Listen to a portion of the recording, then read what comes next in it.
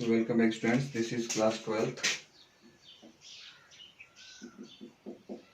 maths. Students, actually we are doing miscellaneous of chapter 6th chapter, उसके अपन क्या कर रहे हैं, miscellaneous कर रहे हैं. तो उसमें जो 6th वाला क्वेश्चन है, according to this question find the intervals in which the function f is given by 4 sin x minus 2x minus x cos x upon 2 plus cos x increasing and decreasing. यानी कि अपने को ना वो interval find करने हैं जिनमें ये फंक्शन इंक्रीजिंग हो और वो कौन सा इंटरवल है जिसमें ये फंक्शन डिक्रीजिंग हो. तो हमें ना इंक्रीजिंग और डिक्रीजिंग दोनों टाइप के जो इंटरवल्स है वो अपने को क्या करने हैं डियर स्टूडेंट्स, अपने को फाइंड करना है. तो first of all here we can see that F X जो है वो दे रहा है 4 sin x minus 2x plus. तो सबसे पहले अपन ना इसका क्या करेंगे, डिफरेंशिएशन करेंगे. डिफरेंशिएशन जो है स्टूडेंट्स वो अपन करेंगे u अपॉन वी से. कौन से मेथड से करेंगे, u अपॉन v मेथड से. तो सबसे पहले देखो नीचे v है, v का क्या कर दिया हमने, होल स्क्वायर कर दिया. फिर जो v आया अपने पास वो v अपन यहाँ पे वापस राइट कर देंगे. ठीक है, उसके बाद हम जो ऊपर u है इस u का क्या करना है, डिफरेंशिएशन. तो देखो 4 की जगह तो 4 sin x का cos x हो जाएगा, माइनस 2x का माइनस 2 हो जाएगा, माइनस 12 आ जाएगा, ब्रैकेट लगाएंगे. x cos x जो है इसका हमें डिफरेंशिएशन करना पड़ेगा u इंटू वी से. ये u हो गया और ये v हो गया. u इंटू वी में अपन क्या करते हैं स्टूडेंट्स, एक बार में एक का करते हैं और एक का छोड़ देते हैं. यानी कि एक बार में जैसे पहले अपन है ना, मैंने क्या किया, x का कर दिया तो x का जो डिफरेंशिएशन है वो क्या होता है, 1 होता है. cos x को एज इट इज छोड़ दिया, प्लस cos x को सॉरी x को छोड़ दिया और cos x का क्या होता है, माइनस का sin x. इसलिए cos x का जो डिफरेंशिएशन मैंने क्या लिखा यहाँ पे, माइनस का sin x लिखा. फिर है ना u अपॉन v वाला जो फॉर्मूला इसमें ना यहाँ पे क्या आता है, माइनस आता है. So students I am taking here minus and bracket. u को अब यार अपन एज इट इज छोड़ेंगे और जो नीचे v था जिसका हमने पहले डिफरेंशिएशन नहीं किया था उसका हम क्या करेंगे, यहाँ पे डिफरेंशिएशन कर देंगे. तो देखो 2 का डिफरेंशिएशन तो क्या होता है 0, cos x का डिफरेंशिएशन क्या होता है, माइनस का sin x. ठीक है, अब नीचे आ जाओ. डिफरेंशिएशन तो हो गया, अब इसको अब अपना काम क्या है, इसको सोल्व करने वाला है. 2 का इससे मल्टीप्लाई करो तो 2 का सॉरी पहले मल्टीप्लाई नहीं किया, ये एज इट इज आ गया, ये माइनस अंदर गया. देखो यहाँ से देखो माइनस है, यहाँ पे क्या अपने पास माइनस है, तो इस माइनस को अंदर अंदर लेके गए तो माइनस का cos x हो गया. देखो माइनस का cos x. अच्छा, प्लस माइनस क्या होता है, माइनस और माइनस क्या हो गया, प्लस, और x sin x की जगह x sin x आ गया. ठीक है. अच्छा, ये वाला जो माइनस है ना, ये माइनस और माइनस माइनस माइनस करके क्या हो गया, प्लस हो गया. 4 sin x as it is, minus का 2x एज इट इज, और x cos x as it is, sin x की जगह sin x. अब अपन क्या करेंगे, इन सब का अंदर जो मल्टीप्लाई हो रहे हैं उनको मल्टीप्लाई करो. जैसे 2 का मल्टीप्लाई करेंगे तो ये हो जाएगा 8 cos x, फिर cos x, फिर 2 का 2 से करेंगे तो माइनस का 4, 2 का इससे करेंगे तो ये आ जाएगा, 2 का एज से करेंगे तो ये आएगा, फिर इसका, फिर इसका, फिर इसका. इस तरीके से ना इधर भी sin x का इन तीनों के साथ मल्टीप्लाई करेंगे तो ये वाली स्टेप अपने पास आ जाएगी. तो ये स्टेप एक बार आप लोग और देख लेना, इसको चेक कर लेना. फिर इस स्टेप में जो कटते हैं उनको काट दिया. अब जैसे कि 8 cos x है, माइनस का 2 cos x है, माइनस का 2 cos x है, तो माइनस 2 और माइनस 2 माइनस का 4 cos x हो जाएगा. जो 8 में से माइनस करेंगे तो 4 cos x बचेगा, माइनस 4 एज इट इज रहेगा. यहाँ मैंने क्या किया, देखो 4 cos स्क्वायर x और यहाँ पे था 4 sin स्क्वायर x. तो इन दोनों में से मैंने 4 क्या लिया, बाहर कॉमन लिया और cos square x plus sin square x आ जाएगा, और माइनस का cos स्क्वायर x उसको मैंने एज इट इज कर दिया. इसको मैंने जानबूझ के नहीं लिखा cos, नहीं तो मैं ना इस 4 cos स्क्वायर में से इसको अपन माइनस भी करके 3 कर सकते थे, लेकिन बाद में ना उधर फिर अपने थोड़ी सी और प्रॉब्लम हो जाती. तो इसलिए अपने इसको कर दिया cos square x plus sin square x की वैल्यू क्या होती है 1. तो ये 1 हो जाएगा और 4 से 4 क्या हो जाएगा, कैंसिल. तो फाइनली आपके पास ये वाली टर्म आएगी 4 cos x minus cos square x upon 2 plus cos x का होल स्क्वायर. जब भी स्टूडेंट्स अपने को इंक्रीजिंग या डिक्रीजिंग वगैरह कोई भी फंक्शन फाइंड करना होता है तो अपन है ना जो भी फर्स्ट डेरिवेटिव होता है उसको अपन क्या करते हैं, जीरो के इक्वल रखते हैं. तो मैंने देखो इसको जीरो इक्वल रखा तो ये वाली टर्म तो इधर जाके जीरो से मल्टीप्लाई हो जाएगी. फाइनली आपके पास बचेगा 4 cos x माइनस का cos square x equal 0. cos x है ना, इसमें से क्या ले लेना कॉमन, तो 4 माइनस cos x इक्वल 0, तो cos x के स्टूडेंट्स अपने पास दो वैल्यू आ जाएगी 0 और 4। देखो स्टूडेंट्स cos x की वैल्यू ना 0 तो है ना, वो तो पॉसिबल है नहीं, क्योंकि cos x की मैक्सिमम वैल्यू क्या होती है 1 होती है, इसलिए ना 4 तो अपन ले नहीं सकते, तो cos x की वैल्यू लेंगे 0। अब है ना कौन से एंगल पे cos है ना 0 देता है, एक तो π/2 और दूसरा 3π/2 पे। अगर अपन है ना पूरा एक कंप्लीट सर्किल की बात करें तो इन दो एंगल पर cos जो है वो क्या देता है, 0 वैल्यूज देता है। इसके बाद में इंक्रीजिंग डिक्रीजिंग फाइंड करने के लिए स्टूडेंट्स अपन क्या करते थे, नंबर लाइन ड्रॉ करते थे। यहाँ इस तरीके से नंबर लाइन ड्रॉ करना है आपको, यहाँ 0 लिखेंगे, यहाँ 2π लिखेंगे, यहाँ π/2 आ जाएगा, यहाँ पे 3π/2 आ जाएगा। तो यहाँ students here you can see that we have 3 types of interval, 1 2 and 3, 3 interval आ गए। अब है ना इन दोनों के बीच की कोई वैल्यू है ना, वो आप फर्स्ट डिफरेंशिएशन यहाँ पे रखनी है आपको, ठीक है।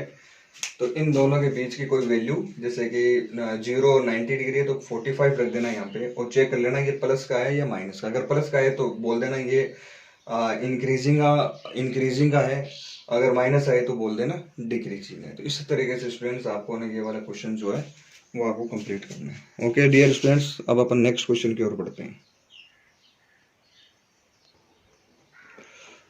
Welcome back students. अब इसमें this is our next question, this is the question number 8।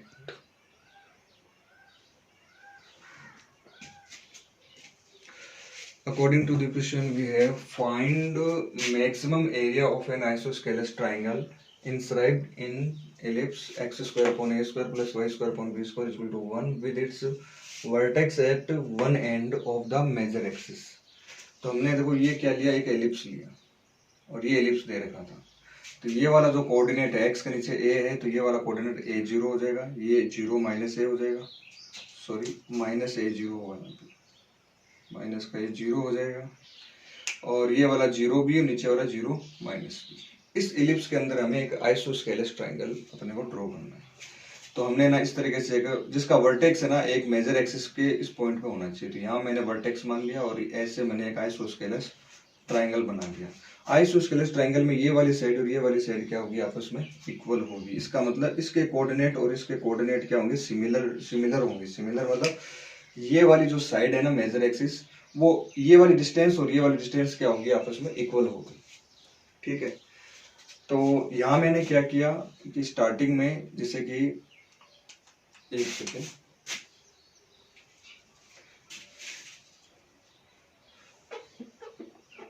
यहाँ मैंने क्या किया कि इस पॉइंट का कोऑर्डिनेट चाहिए, तो मैंने मान लिया इस पॉइंट का एक कोऑर्डिनेट है माइनस का x1। देखो माइनस क्यों लिया, क्योंकि ये 0 के इस साइड में, इसलिए माइनस और x1 मैंने अपनी मर्जी से मान लिया इसको, तो मैंने इसको मान लिया माइनस का x1। जब अपन इसको सोल्व करेंगे, माइनस का x1 है वो अपन, अगर देखो ये वाला पॉइंट है कहाँ पे, एलिप्स पे, इसका मतलब ये एलिप्स की इक्वेशन वो क्या करेगा, सेटिस्फाई करेगा। तो माइनस का x1 अगर मैं यहाँ रखूंगा तो यहाँ माइनस का तो माइनस का स्क्वायर करोगे तो प्लस हो जाएगा, और x1 square upon a square plus y square upon b equal to 1। यहाँ से आपको किसकी वैल्यू निकालनी है, y की वैल्यू निकालनी है। ये x की जगह आप है ना माइनस का x1 रखोगे इस तरीके से, माइनस का x1 का whole square upon a square plus y square upon b square equal to 1। यहाँ से आप है ना y की वैल्यू निकाल लेना।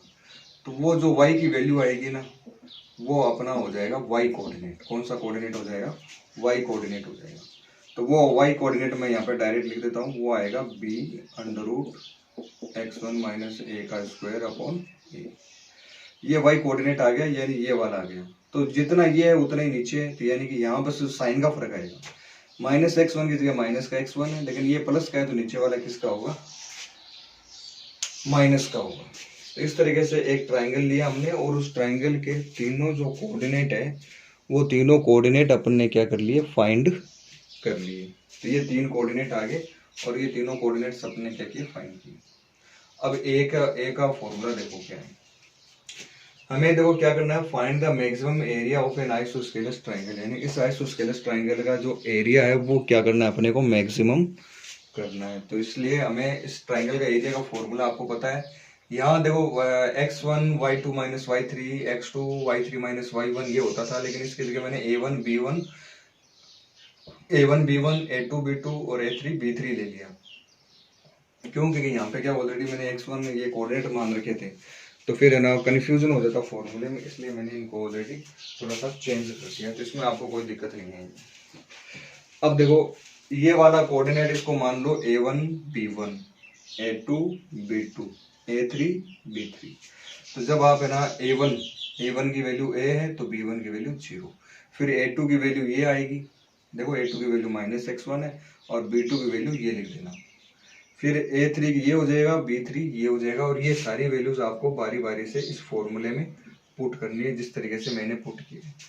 अब है ना कुछ नहीं किया, यहाँ पे देखो सारी वैल्यूज पुट की, जहाँ A1 है वहाँ A1 की वैल्यू क्या है, A है तो A पुट कर दिया, B2 है तो B2 की वैल्यू ये है, B वाला तो ये पुट कर दिया। तो इन सबको पुट करेंगे और इसको बारी बारी से जैसे मैंने सोल्व किया है ना, वैसे आप लोग क्या कर लेना, इसको सोल्व करते जाना, यहाँ तक सोल्व किया, यहाँ तक हमने क्या किया है, इसको सोल्व करते गए और लास्ट में मेरे पास आया a एंड इक्वल b और x1 square minus a square plus b x1 upon a and root x1 minus a square है। तो इसी तरीके से स्टूडेंट्स आप भी है ना इसको क्या कर लेना, सोल्व कर लेना। सोल्व करने के बाद में हम यहाँ से इसका क्या करना शुरू करेंगे, डिफरेंशिएशन। ध्यान में रखना a आपका ये वाला पॉइंट कांस्टेंट है, b भी कांस्टेंट है, ये ऑलरेडी गिवन है। सो स्टूडेंट्स अपन है ना जो डिफरेंशिएशन है वो किसके रेस्पेक्ट में करना है, x1 के रेस्पेक्ट में क्या करना है, डिफरेंशिएशन करना है। तो स्टूडेंट्स x1 के रेस्पेक्ट में जब आप डिफरेंशिएशन करोगे तो देखो इस b को तो छोड़ देना बाहर, और इसका डिफरेंशिएशन करोगे तो अंडर रूट का डिफरेंशिएशन क्या होता है, 1/2 रूट x, तो यहाँ आ जाएगा 1/2 रूट x, और x1 का स्क्वायर क्या हो जाएगा, 2x1 हो जाएगा, ठीक है, प्लस b अपॉन a, ये कांस्टेंट है बाहर छोड़ देना, इसका u इंटू v से करना, तो x1 का x1 के रेस्पेक्ट में डिफरेंशिएशन क्या होता है, 1, तो वो छूट गया और इसको मैंने यहाँ पे छोड़ दिया और x1 का हो गया 1, प्लस अब यार मैंने x1 को छोड़ दिया और इस अंडर रूट का कर दिया, और x1 का स्क्वायर, इसका भी डिफरेंशिएशन आपको करना है, इसमें भी करना है और इसमें भी करना है, तो 2x1 इधर भी क्या गया 2x1, 2 से 2 को क्या कर देना, कैंसिल, और इधर भी ना 2 से 2 को क्या कर देना, कैंसिल। फिर डी अपॉन डी, ये वाली स्टेप है, डी अपॉन डी x1, देखो b का अंदर मल्टीप्लाई करो तो bx1 और अपॉन में ये आ जाएगा, plus as it is b upon a as it is. यहाँ आप देखो x1 को x1 से मल्टीप्लाई करोगे तो x1 का स्क्वायर हो जाएगा, और इसका ना एलसीएम ले लेना, ये देखो अपॉन में ना under root x1 square minus a square, तो ये क्या आ जाएगा, एलसीएम, और इसका इससे मल्टीप्लाई करेंगे तो x1 का स्क्वायर माइनस a का स्क्वायर प्लस x1 का होल स्क्वायर आ जाएगा। फिर वापस है ना ये देखो नीचे है ना ये सेम है और ये भी सेम है, तो ये कॉमन लेके आप जीरो की तरफ भेज देना, तो bx1 बचेगा प्लस का b अपॉन a बचेगा, x1 square minus a square plus x1 का square, x1 square minus a square plus, अच्छा b का अंदर मल्टीप्लाई कर दिया, इसके साथ भी कर दिया और इसके साथ भी कर दिया, देखो b को अंदर मल्टीप्लाई में लिख दिया, और नीचे a बचेगा, और ये वाली जो टर्म है ना ये ना उधर जाके जीरो बन जाएगी।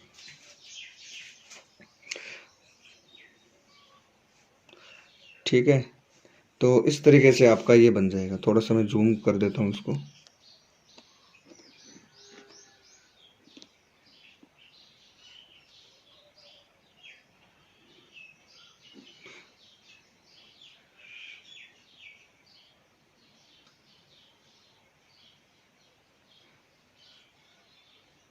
तो इस तरीके से स्टूडेंट्स है ना आप है ना इसमें फाइनली आप है ना डी अपॉन डी एक्स जो है वो आप फाइंड कर लेना।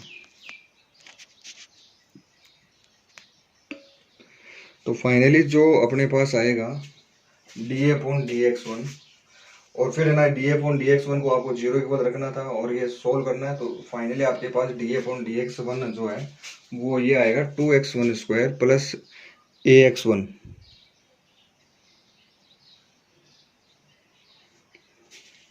ये देखिए यहाँ पे 2x1 square plus ax1 minus का a स्क्वायर इक्वल टू 0, ये आएगा आपके पास फर्स्ट डिफरेंशिएशन जीरो रखने के बाद में। ये एक क्वाड्रेटिक इक्वेशन, ये क्या है, एक क्वाड्रेटिक इक्वेशन बनेगी। इस क्वाड्रेटिक इक्वेशन को सोल्व करके अपने को x1 की जो वैल्यू है वो अपने को क्या करनी है, फाइंड करनी है। तो देखो अपन कैसे करते हैं इसको। तो डियर स्टूडेंट्स इसमें जो अपने dA/dx1 फाइंड किया था, उसको इक्वल टू 0 रख के फिर सोल्व किया था, तो अपने पास फाइनली है ना ये क्वाड्रेटिक इक्वेशन मिलेगी आपको। इस क्वाड्रेटिक इक्वेशन को आप है ना ये जो क्वाड्रेटिक फॉर्मूला है उससे आपको क्या करना है, सोल्व करना है। जैसे ये आपका ए हो जाएगा, ये बी हो जाएगा और ये क्या हो जाएगा, सी हो जाएगा, और ये वैल्यूज आपको यहाँ पे क्या करनी है, पुट करनी है। तो यहाँ तक आप लोग है ना मेरे हिसाब से 10th क्लास वाले मेथड है, तो यहाँ तक आप लोग कर लेना। क्वाड्रेटिक फॉर्मूला यूज करना है। क्वाड्रेटिक फॉर्मूला यूज करने के बाद x1 की दो वैल्यू आएगी, जिसमें एक बार तो प्लस लेंगे और एक बार माइनस। देखो मैंने एक बार बीच में प्लस लिया और एक बार बीच में माइनस लिया, तो 3a माइनस ए ये 2a हो जाएगा, और माइनस का 3a माइनस ए यानी माइनस का 4a हो जाएगा, 4 से 4 कैंसिल हो जाएगा, 2 से 4 कैंसिल, a/2 और माइनस का x1 की वैल्यू है ना वो माइनस ए हो नहीं सकती, क्योंकि हमने ना जो डायग्राम बनाया था वो कुछ इस तरीके से बनाया था, और हमने इस तरीके से कुछ लिया था। यहाँ पे a0 था और यहाँ था माइनस का a0। दो ट्राइंगल का x1 है ना, अगर आप है ना x1 तो आपका इधर है, यानी ये वाला पॉइंट है ना, अगर आप ये लेते हो तो ये वाला पॉइंट आपका यहाँ आ जाएगा और ये वाला पॉइंट भी यहाँ आ जाएगा, तो फिर एक स्ट्रेट लाइन बनेगी। ट्राइंगल अपना बनना पॉसिबल ही नहीं है, तो ट्राइंगल बन नहीं सकते इस केस में। तो इसलिए so students we will say x1 की जो वैल्यू है वो माइनस है, पॉसिबल नहीं, a/2 हो सकती है। अब आपसे पूछा इस क्वेश्चन में फाइंड मैक्सिमम एरिया। अब एरिया ना a/2 पे एरिया क्या होगा, मैक्सिमम होगा, मैक्सिमा होगा। ये आप कैसे प्रूफ करते हो, डबल डिफरेंशिएशन करके। यानी जो आपके पास है ना dA/dx, इसका मत कर देना डबल डिफरेंशिएशन, इसका डबल डिफरेंशिएशन नहीं करना है। जहां अपन ने लास्ट में इक्वल टू 0 रखने से पहले dA/dx फाइंड किया था, उसका आपको क्या करना है, डबल डिफरेंशिएशन करना है, दूसरी बार डिफरेंशिएशन। उसमें आप है ना x1 की वैल्यू आप क्या रखोगे, a/2 रखोगे, वो वैल्यू आप उसमें रखोगे और वो आना चाहिए लेस देन 0, तभी एरिया क्या होगा, मैक्सिमम आएगा। लेकिन हमें ना इसके साथ क्या पूछा है, फाइंड मैक्सिमम एरिया, बता दो क्या है मैक्सिमम एरिया। तो हमने ना एरिया का फॉर्मूला लास्ट है ना ये बनाया था इसी क्वेश्चन के अंदर, एरिया को अपने सोल्व किया था, तो आप ना पीछे करके देख लेना वीडियो को। तो इसमें ना ये फॉर्मूला बना था, इसमें x1 की जगह आपको क्या लिखना है, a/2 लिखना है, और इसको फिर इस तरीके से सोल्व कर देना, और ये आपके पास क्या आ जाएगा, मैक्सिमम एरिया आ जाएगा। तो जिस तरीके से मैंने सोल्व किया उस तरीके से आप लोग सोल्व कर लेना। डबल डिफरेंशिएशन मैंने करवाया नहीं, क्योंकि ये आपको मैंने बहुत बार करवा दिया है, तो वो आप लोग खुद कर लेना। Okay students, thank you, have a nice day. अब इतने बड़े बड़े क्वेश्चन है, तो इसका मतलब थोड़ा सा देखो बच्चों टाइम तो लगता ही है इनमें, बाकी अपन धीरे धीरे कवर कर लेंगे, don't worry. Thank you, have a nice day. Next video lesson upon next पढ़ेंगे।